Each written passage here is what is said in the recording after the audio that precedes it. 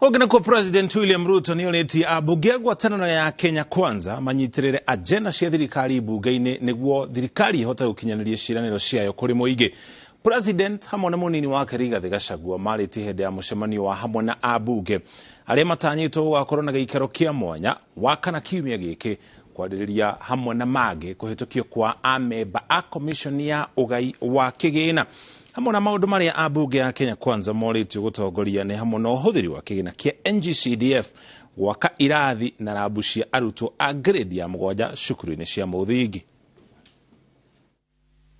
Let us take advantage of the platform that exists in Parliament so that you can prosecute the agenda for our government, also articulate the issues that concern your constituents, and also work with us towards making sure that we hold the executive to account so that they can deliver on the program that we promised the people of Kenya.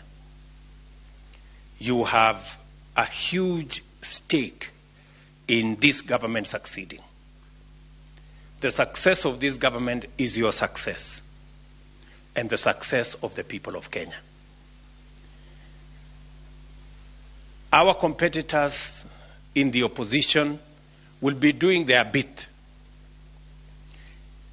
You must do yours. We'll be seeking your support on the floor of the House to enable us to put the necessary laws into place for the implementation of the universal health coverage. We have the digital superhighway and a creative economy. Again, will require your support.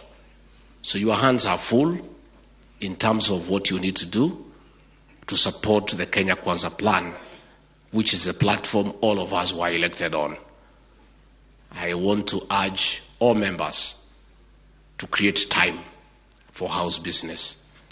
Beginning February, as soon as we come in, and we will require the support of all our members in processing the budget policy statement, because that is what will guide the budget making process in the coming year, coming financial year, and the estimates that will come before the House as at the end of April.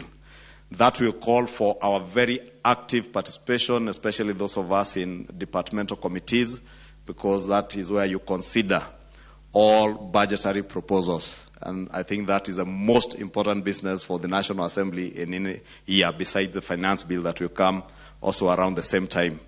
I know that we have a heavy workload going forward. This one was just the beginning, but we have a heavy legislative workload going forward. The Kenya Kwanza government has a big transformational agenda. And when you talk about a transformational agenda, it actually means that so many things will change. And when many things have to change in the way government conducts itself and has a different agenda, it means that laws have to change. For the Hustler Fund to continue, laws have to be amended.